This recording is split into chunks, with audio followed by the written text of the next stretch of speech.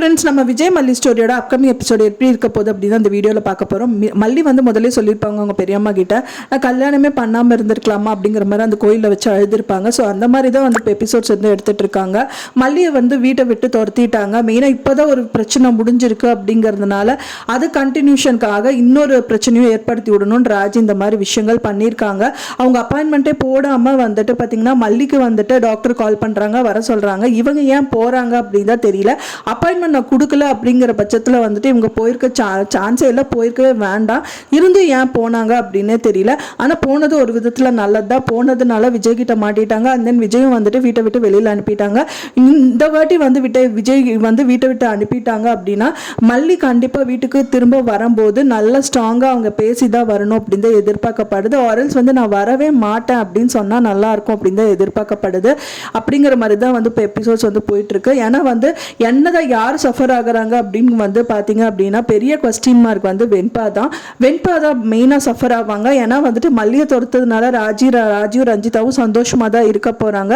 And விஜயும் வந்து பார்த்தீங்கன்னா ஆஃபீஸு வேலை அப்படின்னு சொல்லிட்டு என்னதான் இருந்தாலும் வந்துட்டு அதை தான் வந்து கான்சென்ட்ரேட் பண்ணி ஆகணும். ஸோ அப்படி இருக்கும்போது ஃபுல் பிளஜ்டாக வெண்பா பார்க்கறது யார் அப்படிங்கிறது கண்டிப்பாக கொஸ்டின் மார்க் தான். வெண்பா தான் மெயினாக இதில் சஃபர் ஆவாங்க. ஸோ அதுலேருந்து தான் வந்து மல்லி காப்பாற்றணுங்கிறதுக்காக வந்து நிறைய அவமானங்களை தாங்கிட்டு அந்த வீட்டில் இருந்தாங்க. ஸோ இப்போ டோட்டலாக வந்துட்டு பார்த்தீங்கன்னா விஜயை அனுப்பிட்டாங்க. அப்படிங்கும்போது அவங்களும் வந்து நினைக்கணும், ஸோ இந்த குழந்தைக்காக அவங்க என்னதான் வந்து கஷ்டப்பட்டாலுமே வந்துட்டு விஜய்க்கு வந்து புரியலை.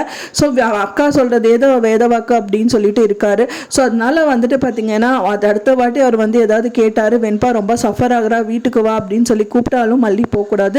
ஸோ இந்த மாதிரி நிறைய விஷயங்கள் பண்ணாதான் நல்லா இருக்கும் அப்படின்னு தான் எதிர்பார்க்கப்படுது. நீங்கள் என்ன நினைக்கிறீங்க அப்படின்னு சொல்லிட்டு எனக்கு மறக்காமல் கமெண்ட்ல ஷேர் பண்ணுங்க.